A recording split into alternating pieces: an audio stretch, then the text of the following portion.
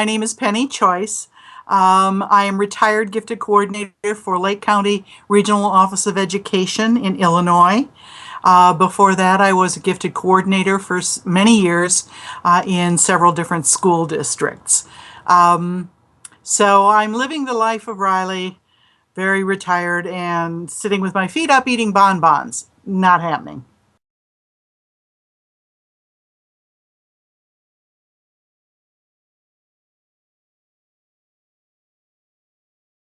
It was excellent. I thoroughly enjoyed it. I think it is an opportunity for those people who are around the world who absolutely follow the Dabrowski theory of positive disintegration to kind of fine-tune their knowledge and training, and just to be with our colleagues, those of us who are really committed to the theory. So it was a wonderful experience, really a whirlwind of 2 days, but we ended up producing the play that Dabrowski wrote, at least part of the play. We just did this first act in Reader's Theater.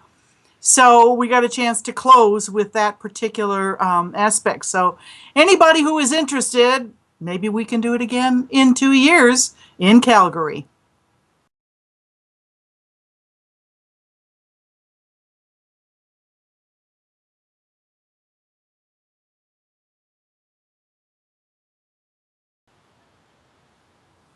Well, I agree wholeheartedly. Obviously, I learned about the Dabrowski theory many years ago from Linda Silverman, who introduced me to the theory, and I have been learning and growing ever since as I discover more about how important it is for those who are gifted, adults and children, to understand the overexcitabilities and the levels of positive disintegration so that they can better understand the social emotional needs of themselves.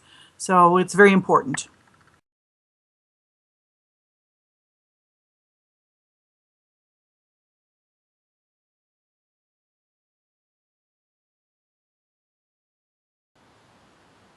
Oh, well, as I was teaching, for the minute I learned about this theory, I decided that I was going to be committed to it and to try and help gifted children and their parents understand what this theory is all about.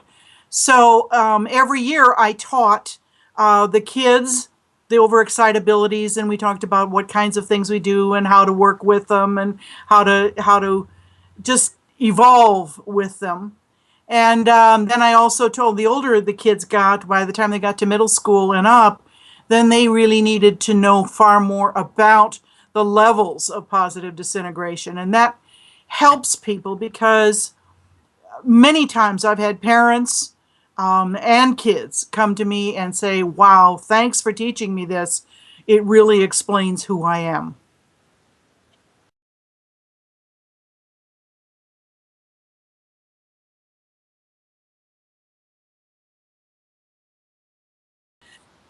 Again, as we thought about discussing earlier, I don't like to give advice. I think that's kind of tricky, but I do feel very strongly that teachers need professional development to understand who these kids are and how they think and how to make a better life for themselves. Very few teachers in America, I don't know about other countries, but very few teachers in America are trained to work with gifted children. They're trained to work with special ed kids, and they usually do a pretty good job of getting that, but they don't understand gifted kids and their needs, both social, emotional, and academic. So the most important thing I think for teachers to do is to get trained, learn, grow, understand, and commit.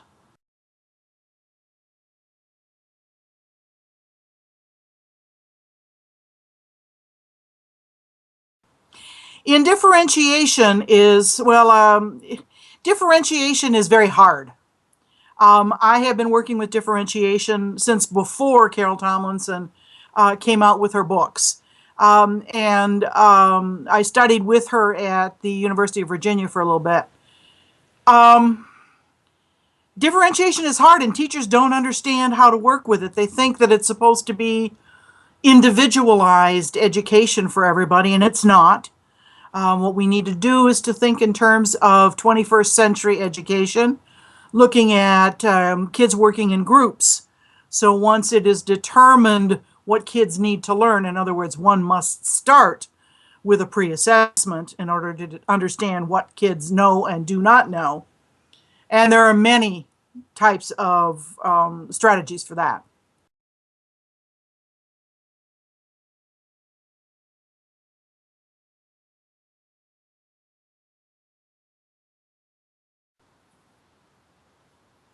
Problem-based learning, project-based learning, all of those group strategies are wonderful. Students should help select their own goals. We need to make kids both accountable and responsible in the classroom. We need to stop thinking that it's only up to the teacher to do the teaching.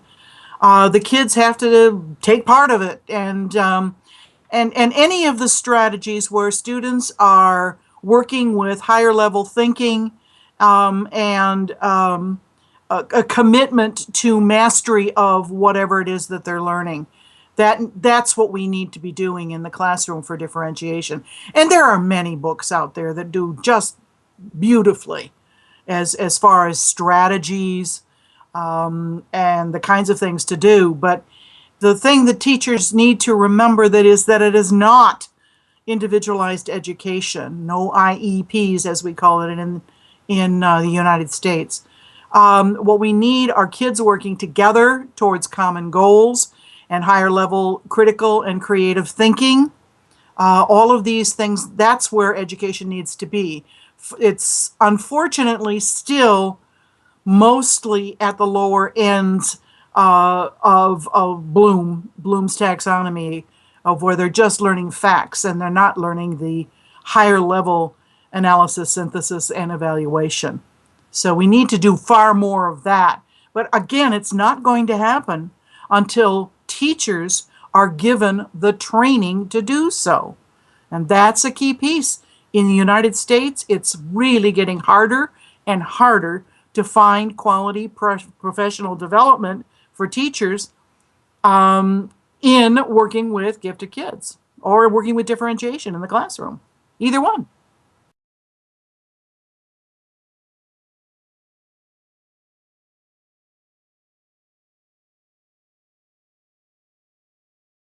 Well, I think the most important thing is that teachers need to realize that, and if I heard this once, I've heard it 1,000 times. Kids come to school and learn very quickly that school is way too easy. It is boring. And very frequently they learn that school is not the place to go to learn new things. That's wrong. We need to fix that.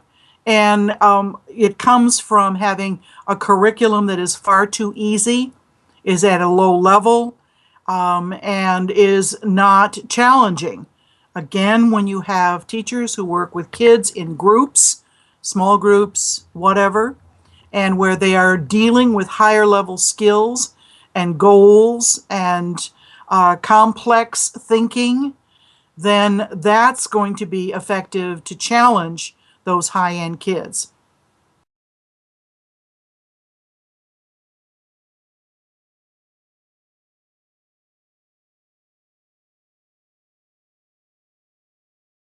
Well, I would say to parents of gifted kids, hang in there.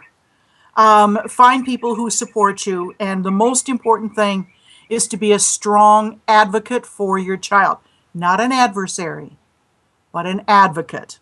It's interesting that that parents are so impassioned for the needs of their kids, and very frequently they didn't get support when they were getting their education either. So they're really passionate and they want the best for their kids. The important thing is that parents be good advocates, be available to teachers, provide materials to teachers. recently I heard that some actual communities are putting gifted materials in their local libraries so that teachers can have that, or also in the school libraries so teachers can have that available. I just think that parents need to be supportive rather than antagonistic, which it can be so easily when we get so frustrated.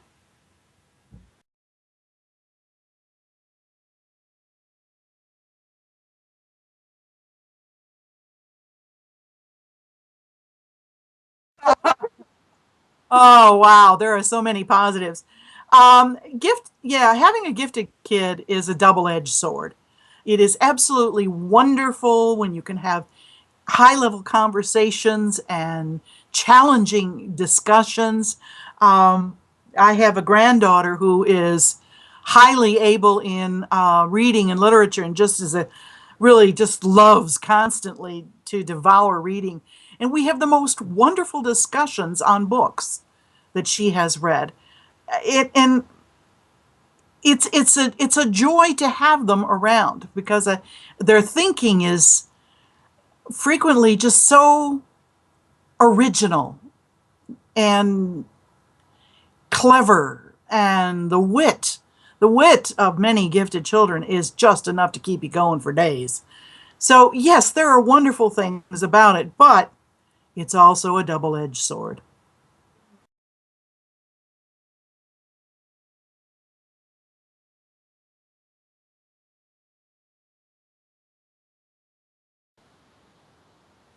Well, first of all, I think they need to help gifted kids understand that what is normal for them is not necessarily the same normal for someone else of their age range.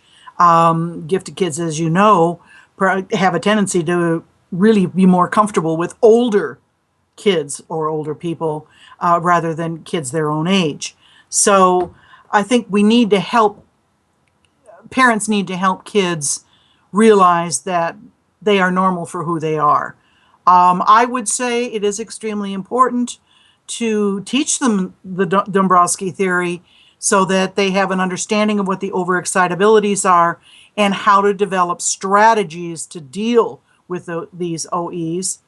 Also, when in high school and middle school, getting to understand the different levels and how things have a tendency to fall apart and they get kind of overcharged, and they just need that kind of support. And I think parents who very frequently have gone through the same experiences, by sharing those experiences, can help their children the best, the most.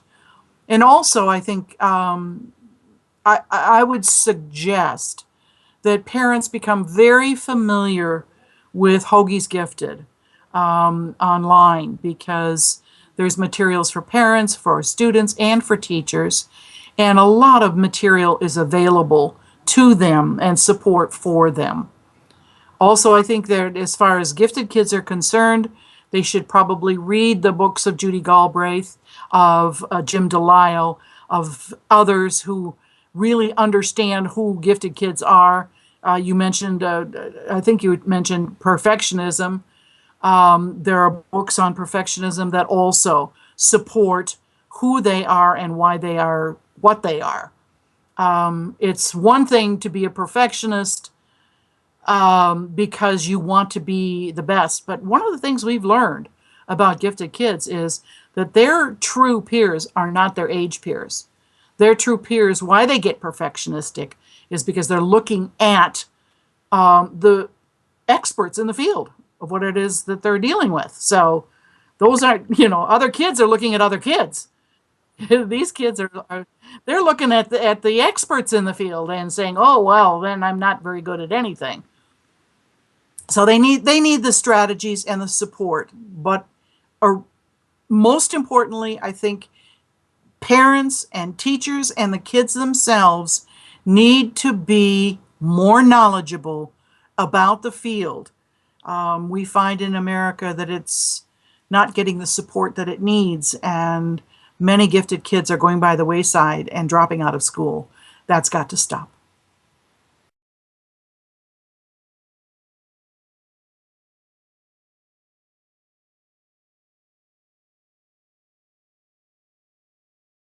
they're really, they have, that spatial connection. They really need a higher level abstract thinking, a whole lot more. But in classrooms, we have not looked at visual spatial learners for what their needs are. Sometimes teachers will do a bang up job of putting things on an overhead or something, or writing things on the smartboard. But there are specific ways of thinking and learning that we need to address for the visual spatial learner. I know because I am one.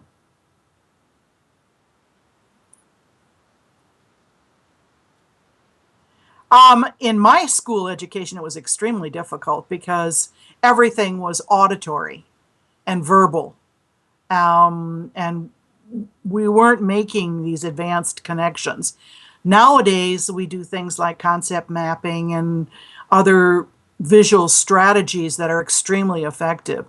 Probably I would recommend that they go to Linda's website, which is www.gifteddevelopment.com or visualspatial.org, either way. And lots of strategies and support is there for these individuals.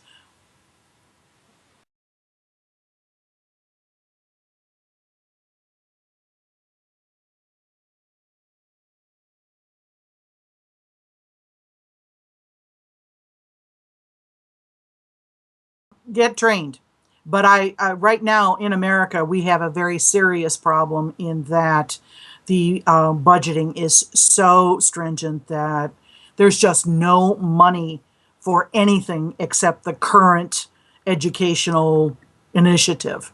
We have Common Core standards right now, which is just, that's it. That's all they can afford. So there is no training for teachers, for principals, who are going crazy with way too many things to do, for anybody in terms of understanding the needs of these kids.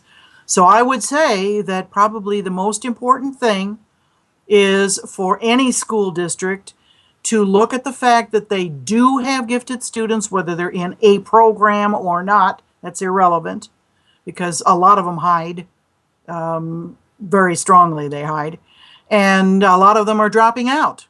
So it is extremely important that teachers, principals, parents, and the students themselves find out what it is that's needed for an appropriate and challenging education for these students and get the training to do so.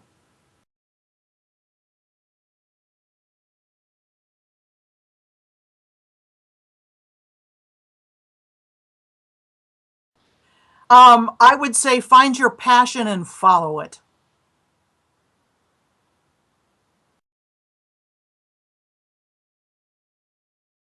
Well, I think, again, for teachers to recognize that these kids think, feel, and respond differently from their age peers, that it is not a worrisome thing to be intimidated by kids who are very, very bright. In fact, I learned very quickly in my classroom of gifted education that I wasn't going to know more than the students.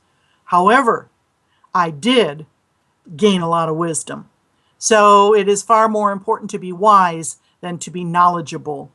These kids need to have the support of public education, private education, homeschooling to receive the kind of challenges and support that other kids seem to already get in school, and gifted kids do not.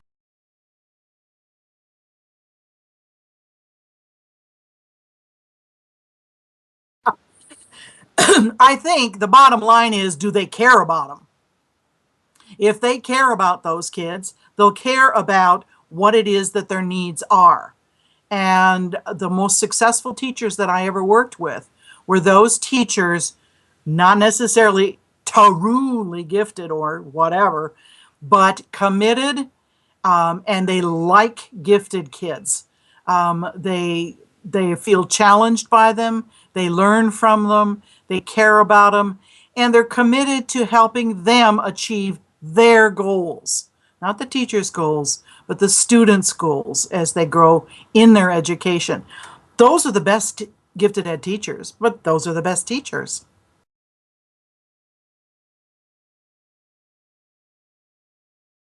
Yeah, I continue to wish after many, many years in the field that teachers everywhere find the commitment and passion to work and support work with and support these kids in their growth and knowledge and learning and passion, and that they share with each others, other teachers, and the kids, all of them, this passion for their success. And when you have that, guess what happens? Success.